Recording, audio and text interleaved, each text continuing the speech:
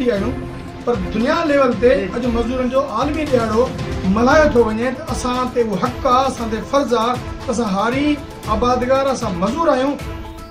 जी नाज़रीन, मां तव्हांखे ॿुधाईंदो त मज़दूरनि जे आलमी ॾींहं जे मौक़े ते ककोलवा जदोजहद कमेटी पारां आबादगारनि ऐं हारियुनि सिकंदर सोढर, कासिम खशकली, हाजी खान चांडियो, सुई सदरनि गैस लेबर यूनियन अॻवान अकबर सोढर, डॉक्टर बरकत जतोई, अब्दुल अमीन सुमरो, सरवर सोढर, मुनीर सोढर, लियाकत देपर, रफ़ीक उमर तेवणो, माशूक खुसो ऐं ॿियनि जी अॻुवाणी में आबादगार ऑफिस इंडस हाईवे खां मेयर प्रेस क्लब ताईं पैदल मार्च कयो ऐं धरणो आहियो। हुन मौक़े ते ॻाल्हाईंदे हिननि चयो त शिकागो जे मज़दूरनि जी बेमिसाल क़ुर्बानी आहे जंहिंखे विसारे नथा सघूं। हिननि चयो त मज़दूरनि खे उहो हक़ु नथो ॾिनो वञे जेको हिननि जो हक़ु आहे। हिननि चयो त ककोलवा, राइस किनाल, राजवा समेत ॿियनि शाखुनि वाहन तां कब्ज़ा हटाए उन्हनि जी खाटी कराए पुछड़ी ताईं पाणी पहुचाए आबादगारनि ऐं हारियुनि खे फाका कशी जी ज़िंदगी खां बचायो वञे। कैमरामैन दीदार मैसर सां गॾु रिपोर्टर अब्दुल वहीद मैसर, सोच टीवी न्यूज़ में।